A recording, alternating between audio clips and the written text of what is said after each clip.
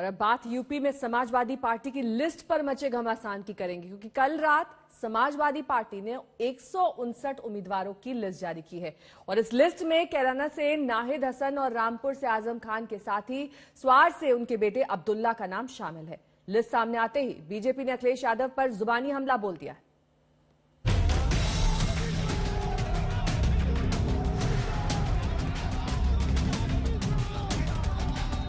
कैराना है जहां पहले से लोग पलायन कर रहे हैं। आज मैं जब राउंड लेने निकला, उन्होंने कहा मोदी जी की कृपा हो गई, भाजपा की सरकार बनी, योगी जी ने कानून और व्यवस्था को सुधारा है, हमें पलायन करने वाले पलायन कर गए।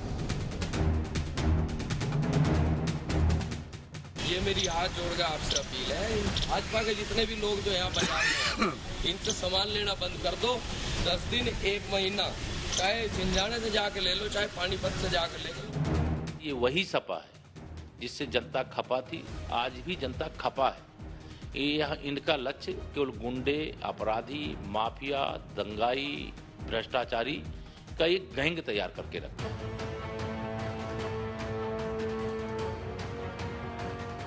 कैराना से पलायन के मुद्दे पर जिस नाहिद हसन के खिलाफ बीजेपी ने संग्राम छेड़ रखा था, आखिरकार अखिलेश यादव ने उसे ही टिकट दे ही दिया। 159 उम्मीदवारों की जो लिस्ट आई, उसमें 8वें नंबर पर शामली के कैराना से नाहिद हसन का नाम है।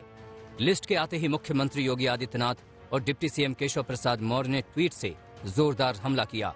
योगी ने लिखा, जिन्हें पाकिस्तान दुश्मन नहीं लगता, जिन्ना दोस्त लगता है, उनकी शिक्षा, दीक्षा और दृष्टि पर क्या ही कहा जाए।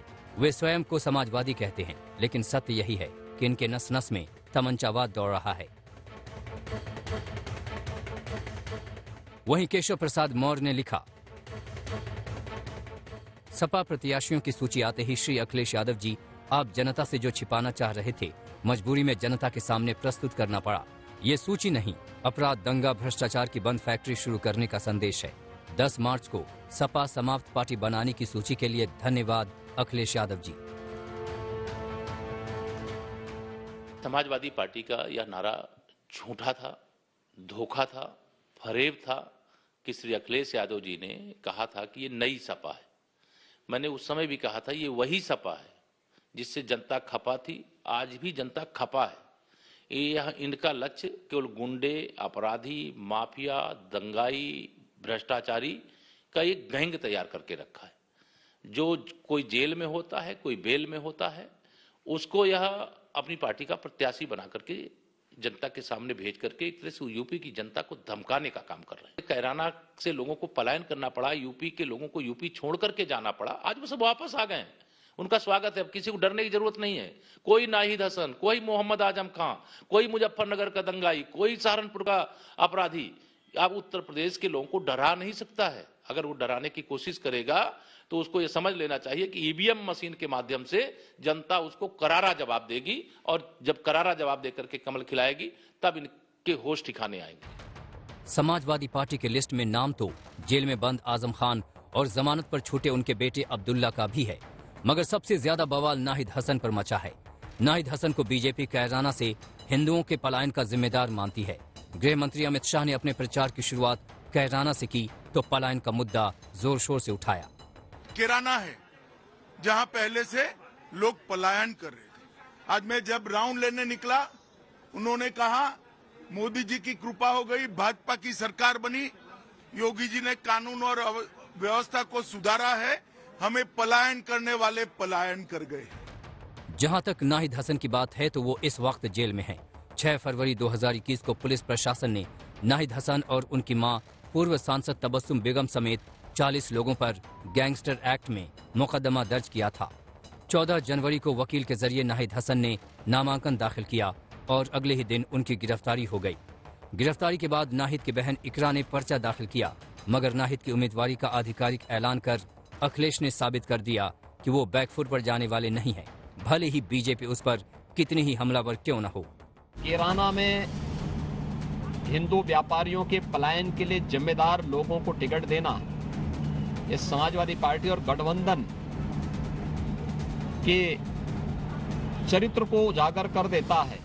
नाहिद हसन कैराना से समाजवादी पार्टी के विधायक हैं। 2017 में उन्होंने बीजेपी की मृगांका सिंह को हराकर चुनाव जीता था। नाहिद पर दर्जन भर मामले दर्ज हैं। उनमें से 3 मामलों का संज्ञान कोर्ट ले चुकी है। तो फिर आखिर क्या मजबूरी थी कि अखिलेश यादव ने नाहिद हसन को ही टिकट दे दिया? दूसरी तरफ किसान नेता राकेश टिकैत बीजेपी के वार को ध्रुवीकरण की कोशिश के तौर पर देख रहे हैं। ये है कि जो इनका 2.5 महीने का प्रवास है, सरकारी मेहमान बन के हिंदू मुसलमान और जिन्ना, पाकिस्तान भी था वो छूट गया, वो इनके लिस्ट में से निकल गया किसी कारण से, नहीं तो ये तीनों थे और इसी में ही ये वोट तलाश कर रहे। वोट इसमें से नहीं मिलेगी। ये कितना भी ये धक्का देने की कोशिश करेंगे ना इस गाड़ी को, जनता ने कह दिया या स्टार्ट नहीं होगी। हमने कहा भाई इस ऐसी गाड़ी को जो बांटती हो, इस गाड़ी को स्टार्ट मत होने दो। तो स्टार्ट नहीं हो रही, ये चाबी लगा रहे, सर्दी है, लुक दिखा।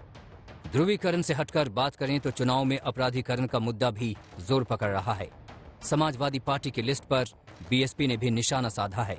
मायावती ने अपराधीकरण और अपराध के राजनीतिकरण के साथ ही गुंडों और माफियाओं को संरक्षण देने का आरोप लगाया है। दिल्ली में हिमांशु मिश्रा के साथ कुमार अभिषेक, लखनऊ, आज तक।